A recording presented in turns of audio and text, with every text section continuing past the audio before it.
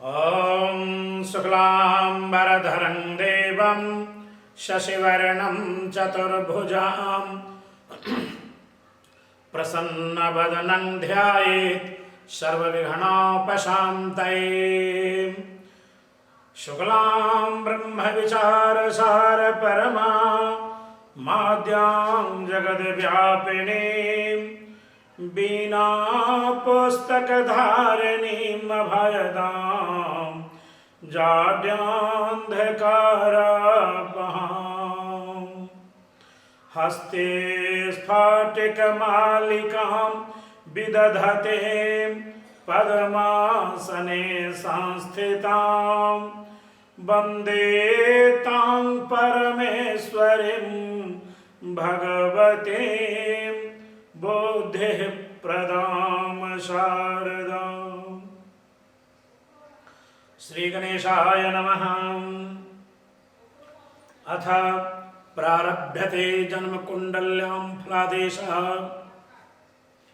अब हम भारतीय ज्योतिष के दृष्टिकोण से जातक का जन्म, जन्म स्थान, जन्म तारीख, जन्मकालिक संपूर्ण विवरण की सहारा लेते हुए किस प्रकार आजीवन फलादेश जातक के ऊपर लागू होता है, इसके बारे में फलादेश करने के लिए उपस्थित हूँ मैं। आपका जन्म 11/9/1987, डेट ऑफ बर्थ 12:05 AM अर्थात शुभ रात्रि। जन्मस्थान पूना। आपका जन्म वृष लग्न में हुआ है। आप देख लें कि ये वृष लग्न की पहचान है, 2 है, अर्थात दूसरी राशि की संज्ञा वृष होती है, अतः आपका लग्न वृष हुआ। लग्न में कोई नहीं है, दूसरे स्थान में, अर्थात लग्न का जो स्थान होता है वह तनुभाव होता है। तनु का अर्थ होता है शरीर, देह से संबंधित, शरीर से संबंधित जितनी भी प्रक्रियाएं का फलादेश किया जाता है वो लग्न स्थान से होता है।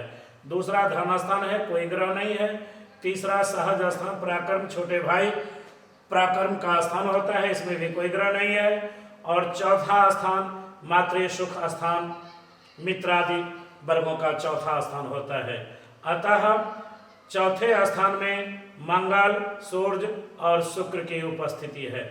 आपकी जन्म कुंडली में चौथे स्थान में मातृ सुख के स्थान में मंगल अस्त है, शुक्र भी अस्त है और सूर्य की स्थिति है, अर्थात 3 ग्रहों की युति मातृ सुख स्थान में विद्यमान है।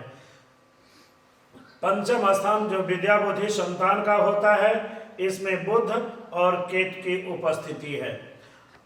केतु वक्री है, केतु और राहु 11वां स्थान में विद्यमान है, जिसे हम आय लाभ भी कह सकते हैं और कहते ही हैं। और पंचम स्थान में केतु है। केतु और राहु की स्थिति अपने से सप्तम स्थान में हुआ करता है। तो छठे स्थान में कोई नहीं है, 8वें स्थान में शनिदेव उपस्थित हैं। नवम में कोई नहीं, दसम में कोई नहीं, 11 में कोई, 10वां में कोई नहीं, 11वां में राहु वक्री है और 12वां स्थान व्यय का होता है, जिसे आप दूसरी भाषा में खर्च का भी स्थान कह सकते हैं। अतः 12वें स्थान में गुरु और चंद्र की स्थिति है, गुरु भी वक्री हैं। अतः आप समझ लें कि आपकी जन्म कुंडली में राहु, केतु और गुरु वक्री अवस्था में विद्यमान है। जन्म कुंडली से संबंधित अब हम लग्न से फलादेश शुरू करते हैं। आपका लग्न वृष है और वृष राशि से संबंधित आपका लक्षण, विशेषता और भाग्योदय से संबंधित सारी प्रक्रियाओं का वर्णन श्रवण करें।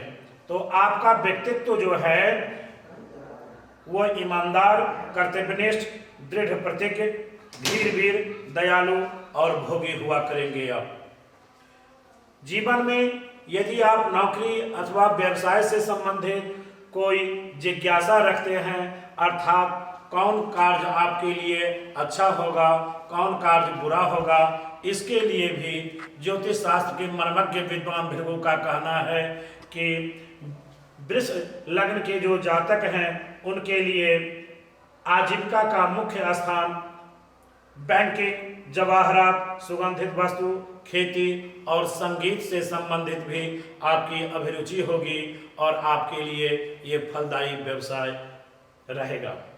यदि हम और व्यवसाय को आगे बढ़ाना चाहते हैं तो आपके लिए पशु व्यापार, चित्रकारी, रंग रोगन, भवन निर्माण, अभिनय आदि भी आपके लिए बहुत सर्वोत्तम होगा। आपके लिए जीवन में खराब वर्ष कौन कौन है? तो 5वां, 37, 39 और 37वां वर्ष आपके लिए खराब है। ये कष्टकारी वर्ष है। यदि हम भाग्योदय से संबंधित विचार करें कि कौन सा वर्ष आपके लिए अच्छा रहेगा और कौन सा वर्ष खराब रहेगा, तो इसके लिए 24 वर्ष से आपका भाग्योदय प्रारंभ होने वाला है। अतः 24, 25, 27, 28, 36, 42, 51 और जीवन के 60वां वर्ष आपके लिए बहुत भाग्योदयकारी रहेगा। जीवन में यदि लाभकारी रंग से संबंधित विचार करें तो आपके लिए सफेद रंग बहुत माफिक होगा, बहुत सुंदर होगा। अब चर्चा हम कर रहे हैं ग्रहों की युति के बारे में। वृष लग्न से संबंधित आपके चौथे स्थान में सूर्य, मंगल और शुक्र की स्थिति है, विद्यमान है। ज्योतिष शास्त्र के मर्मज्ञ विद्वान पूर्वाचार्य ब्रह्मर्षि भृगु का कहना है कि जन्म कुंडली के चौथे स्थान में यदि 3 ग्रहों की युति हो, सूर्य, मंगल और शुक्र, सूर्य, मंगल और शुक्र, तो इसका क्या फलादेश होता है? इनका कहना है कि यदि 3 ग्रहों की युति हो तो जातक सुंदर होगा, सुंदर। लेकिन जीवन में नेत्र रोग से संबंधित कुछ न कुछ शिकायत होगी और नेत्र पीड़ा से संबंधित आपको कष्ट भुगतना पड़ेगा। आप दयालु हैं, विषयासक्त, कार्यकुशल, धनी, विनम्र, अत्यंत चतुर और बहुत बोलने वाला, गुणी, अपने कुल में श्रेष्ठ, सुशील और कुशीलमान भी हुआ करेंगे। चूंकि 3 ग्रहों की युति विद्यमान है आपकी कुंडली में, तो ये ग्रहों की युति से संबंधित फलादेश हुआ। 12वें भाव में गुरु और चंद्र की ये स्थिति है, गुरु और चंद्र की स्थिति।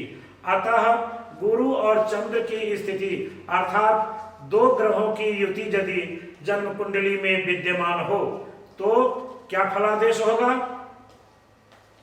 तो चंद्रमा और गुरु की स्थिति से, युति से अर्थात एक साथ रहने से, यद्यपि गुरु बकरी अवस्था में है फिर भी आपके लिए आप देवता और ब्राह्मणों का भक्त हुआ करेंगे।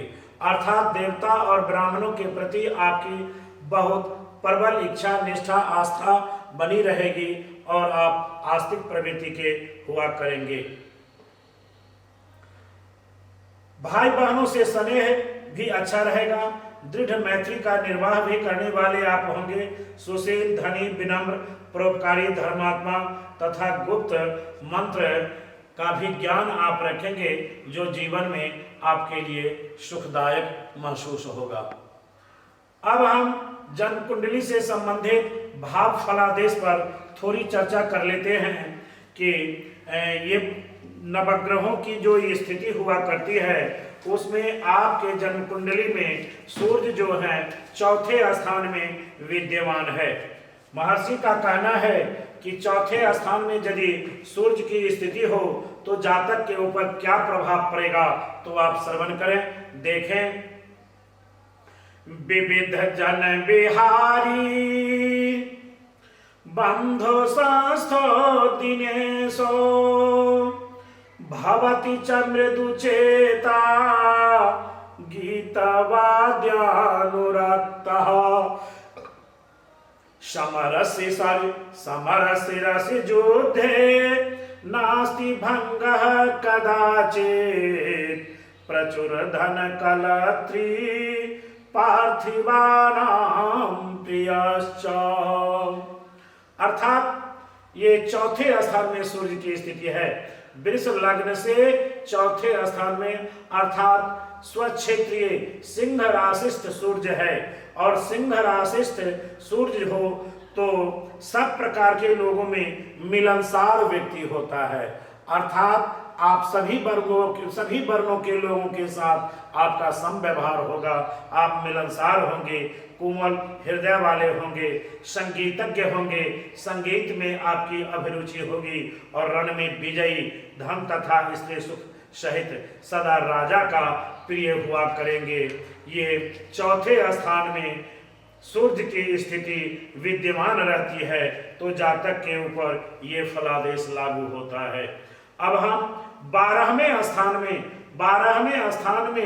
व्यय स्थान में यदि चंद्रमा है तो इसका क्या फलादेश होता है?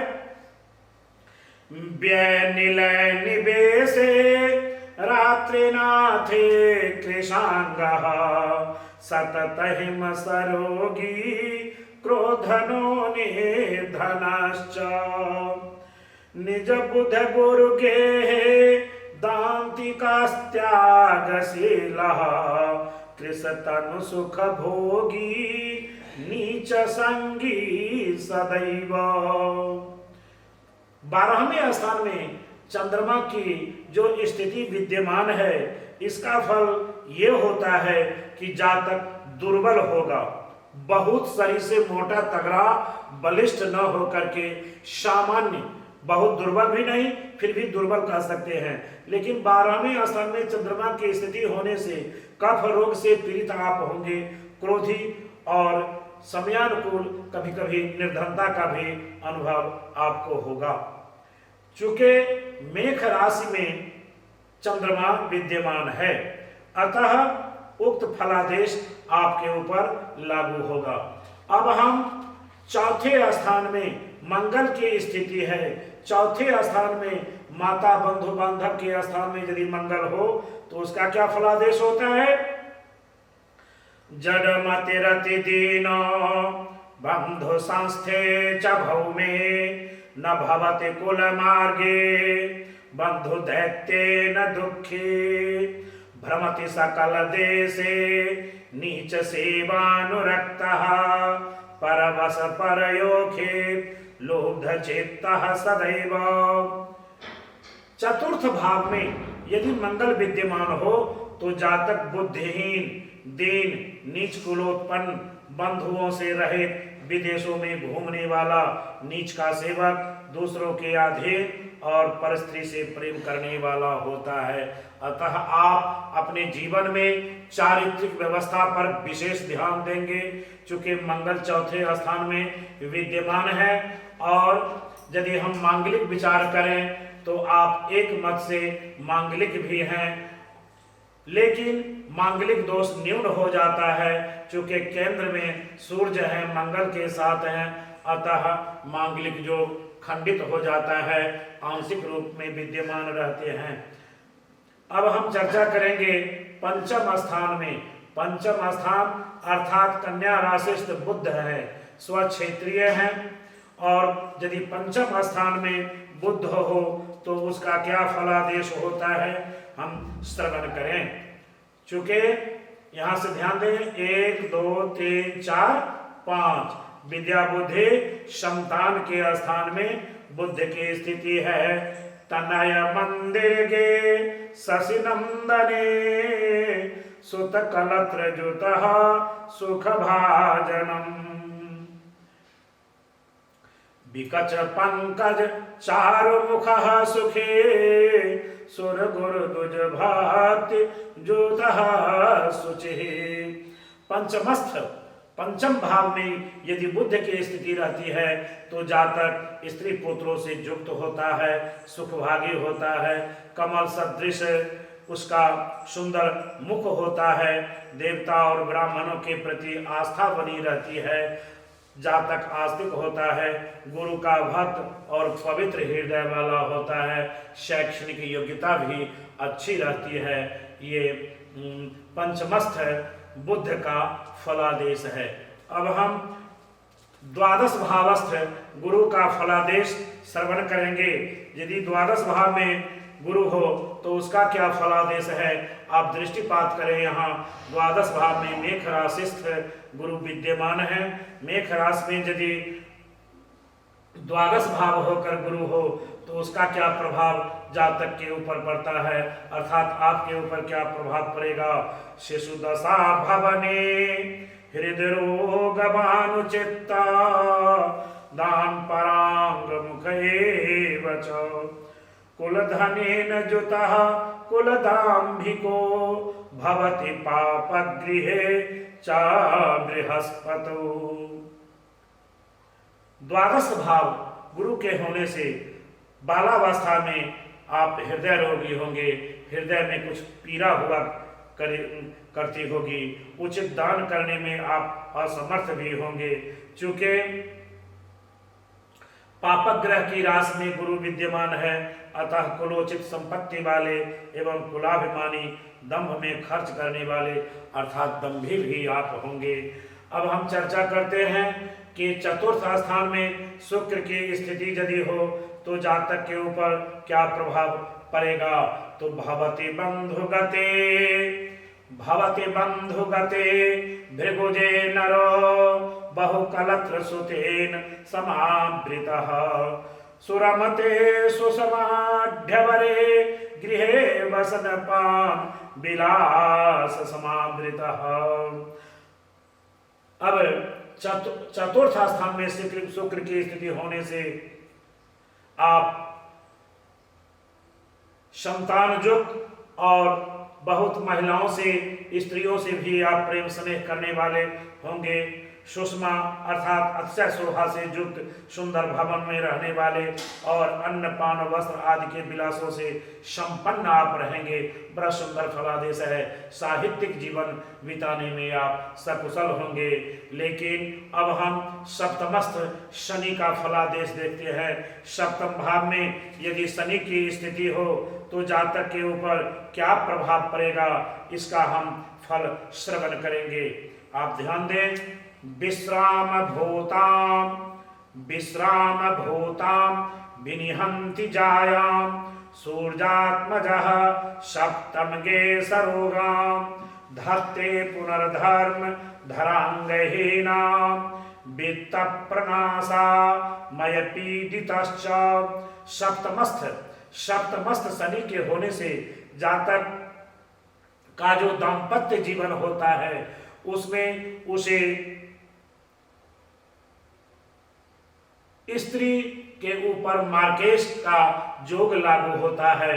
सप्तम और अष्टम भाव में कोई भी पाप ग्रह अगर विद्यमान है तथा द्वितीयेश और सप्तमेश के साथ रहने वाले एवं द्वितीय और सप्तम स्थान में रहने वाले सभी पाप ग्रह मारक और मार्केशी हुआ करते हैं। अतः आपको जीवन में 2 विवाह का भी योग बनता है। अतः आप प्रथम पत्नी से हमेशा सावधान रहेंगे। अगर कोई गुप्त रोग अथवा भयंकर रोग पकड़ता है तो समय उसका इलाज होना चाहिए तथा आपकी वो पत्नी रोगिणी भी हुआ करेगी। लेकिन यदि आप सचेष्ट और ध्यान नहीं देंगे तो उस पत्नी से आपको हाथ धोना पड़ेगा। अतः पूर्ण सावधानी की आवश्यकता है। अब हम राहु से संबंधित एकादश स्थान में राहु की स्थिति है। जन्म कुंडली के एकादश स्थान में यदि राहु हो तो उसका क्या फल होता है। आयस्थिते सोमरिपौ मनुष्यो दांतो भवे नील बपः सुमूर्ते वाचाल्य युक्तः परदेशवासे शास्त्रार्थ वेत्ता चपलो विलज्जः। बातें समझ में आ गई होगी। राहु बकरी की भी अवस्था में है और एकादश स्थान में है। एकादश स्थान में कोई भी पाप ग्रह बहुत सुंदर फलादेश देता है। अतः आप जितेंद्रिय और शरीर में लालिमा लिए हुए आपका वर्ण होगा।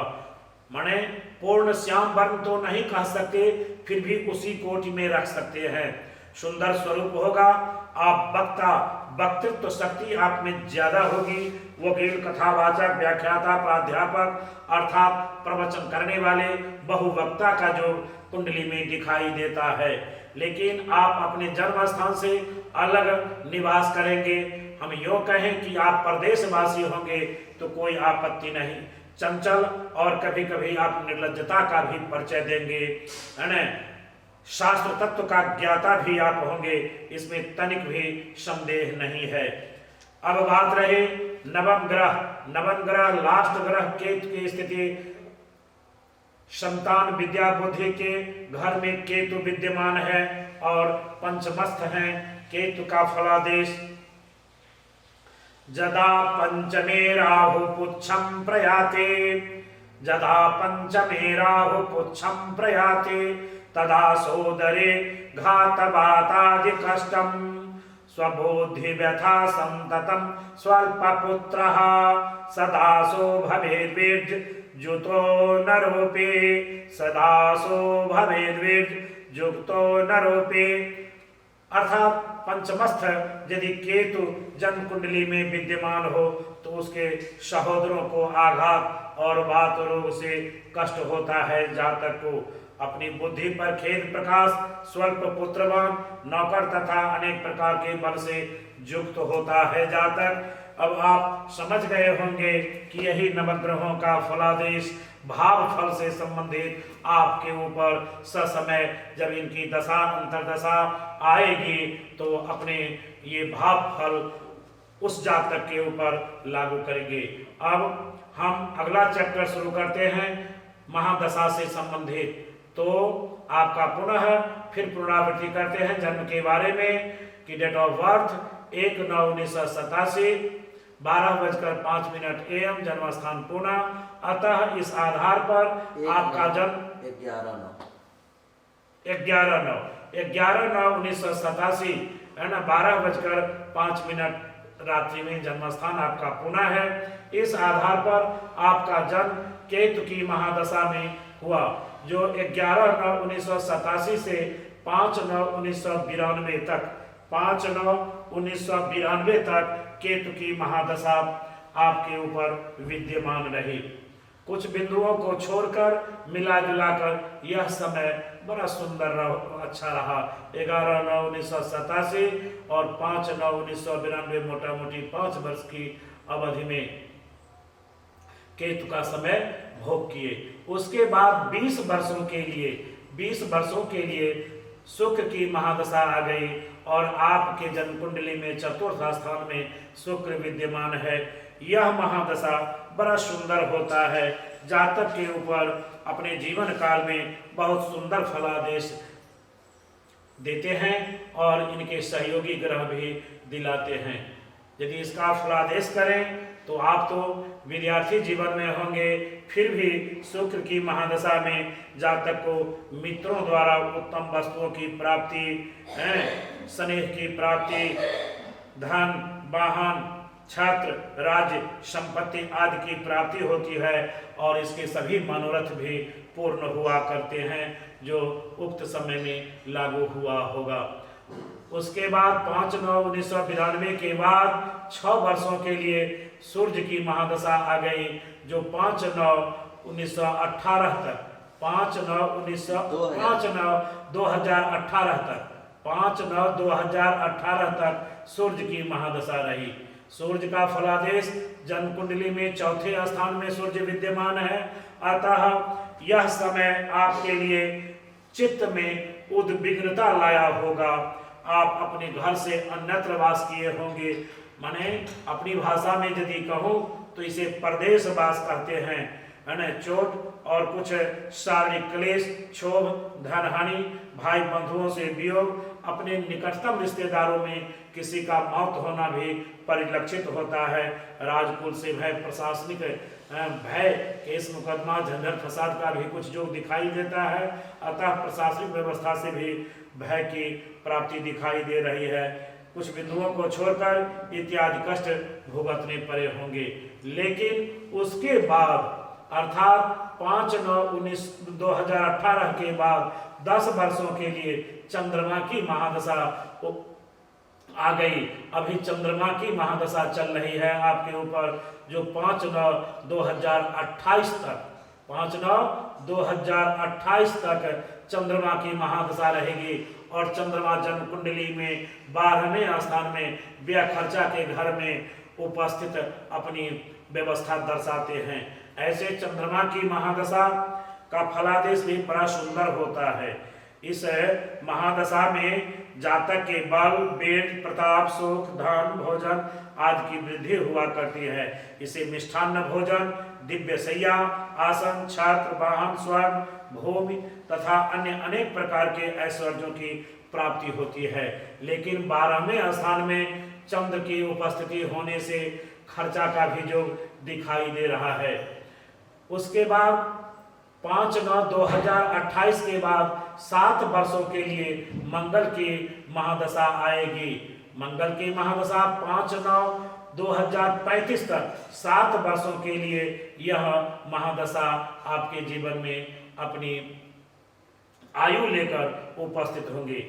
मंगल की महादशा बहुत सुंदर नहीं होता है और जन्म कुंडली के चौथे स्थान में सुख के स्थान में मंगल की स्थिति है। अतः आप उस समय ध्यान देंगे, अन्यथा इस महादशा में आपको शस्त्र के द्वारा चोट, अग्नि अथवा रोगों का भय, धन हानि का योग यानी अपव्यय का योग, चोरी, व्यवसाय में हानि, दैन्य, दुख आदि कष्ट भुगतने पड़ेंगे। अतः इस अवस्था में आपको सावधानी की पूर्ण रूपेण जरूरत है। चूंकि अगली महादशा राहु की आने वाली है 18 वर्षों के लिए और राहु एकादश स्थान में, आय के स्थान में, लाभ के स्थान में विद्यमान है। 5/9/2035 से लेकर 5/9/2053 तक अर्थात 18 वर्षों के लिए राहु की महादशा आपके जीवन काल में उपस्थित होंगे। राहु की महादशा अच्छा नहीं होता है, यह महादशा दुखदायक, कष्टदायक होता है। अतः उस समय आप जप, अनुष्ठान, व्रत और राहु की शांति से संबंधित व्यवस्था अवश्य अपनाएंगे। अन्यथा राहु की महादशा में आपको मतिभ्रम, सर्वशून्य, विपत्ति, कष्ट, रोग, धनहानि और निकटतम रिश्तेदारों में किसी का मौत होना अर्थात प्रिय वियोग और आपको भी मृत्यु तुल्य कष्ट का सामना करना पड़ेगा। कहाँ तक कहूँ, अन्य अनेक प्रकार के दुखों का भी सामना करना पड़ेगा। अतः इस महादशा में पूर्ण रूपेण सावधानी और सतर्कता चाहिए। लेकिन इसके बाद 16 वर्षों के लिए अर्थात 5/9/2053 से 5/9/2069 तक गुरु की महादशा रहेगी। यह महादशा बड़ा सुंदर और सुखद होगा। गुरु की महादशा में आपको बड़े बड़े लोगों से सम्मान, मित्र एवं रत्नों का लाभ, शत्रुओं पर विजय, आरोग्य, शारीरिक बल तथा अन्य अनेक प्रकार के सुखों का लाभ होगा। खोई हुई वस्तुओं का लाभ और स्नेह की प्राप्ति, जनसंपर्क भी बहुत ज्यादा होगा। आपको सभी मनोरथ पूर्ण होंगे। लेकिन गुरु जो हैं वक्री अवस्था में हैं, अतः इसमें आंशिकता का भी योग दिखाई दे रहा है। द्वितीयेश बुध और सप्तमेश मंगल, द्वितीयेश बुध पंचम स्थान में और सप्तमेश मंगल चतुर्थ स्थान में अपनी उपस्थिति दर्शा रहे हैं। अतः आपके लिए आप ध्यान दें, आपके लिए आजीवन शनि उत्तम फलदायक होंगे। लेकिन चूंकि सप्तम स्थान में शनि है, इसलिए दाम्पत्य जीवन में कुछ विरोधाभास और उतार चढ़ाव की स्थिति रहेगी दाम्पत्य जीवन में। लेकिन सप्तमस्थ शनि दाम्पत्य जीवन के लिए कुछ हानिकारक होता है, वरना फलादेश से संबंधित कुछ बिंदुओं को छोड़कर अच्छा ही शनिदेव रहेंगे, है ना।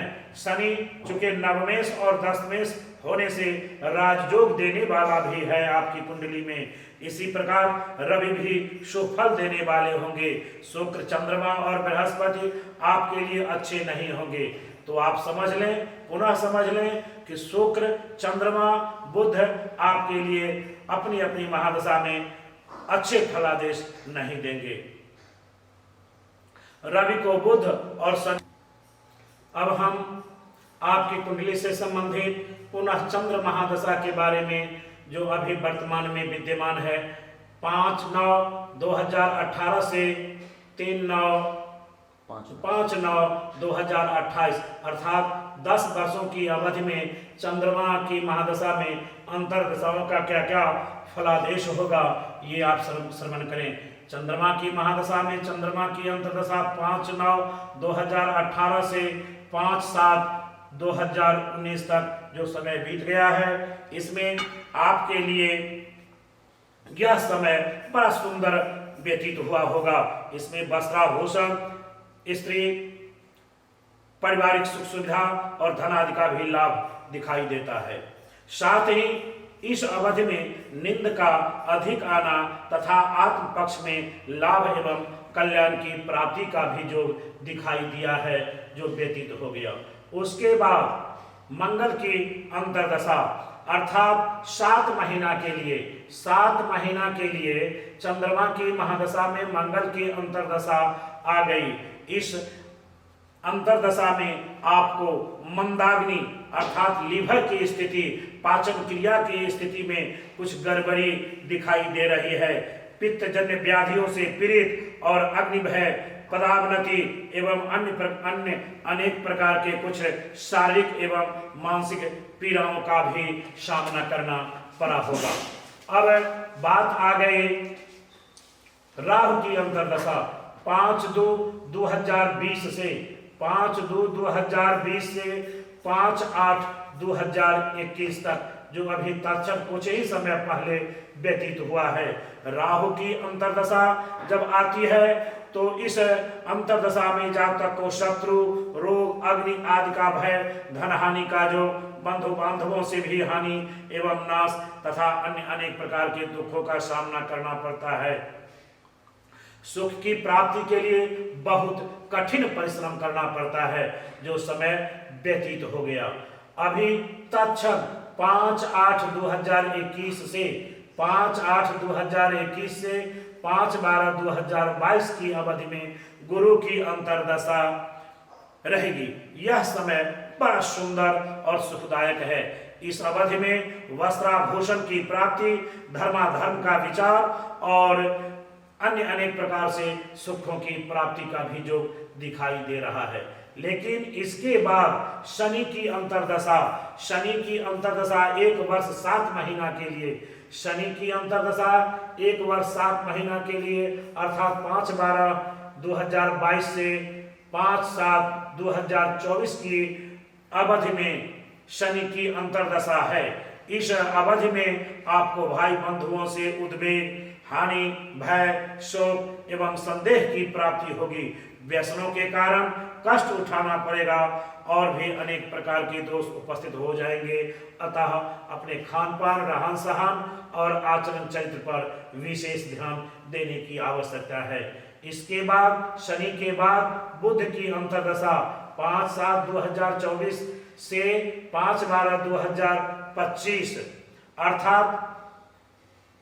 अर्थात 1 वर्ष 5 महीना के लिए बुध की अंतर्दशा आ रही है। यह समय बड़ा सुखदायक और सुंदर रहेगा, क्योंकि जन्म कुंडली में बुध उच्च और स्वक्षेत्रीय दोनों हैं, साथ ही त्रिकोण में भी विद्यमान है, जो विद्या, बुद्धि, संतान का घर है।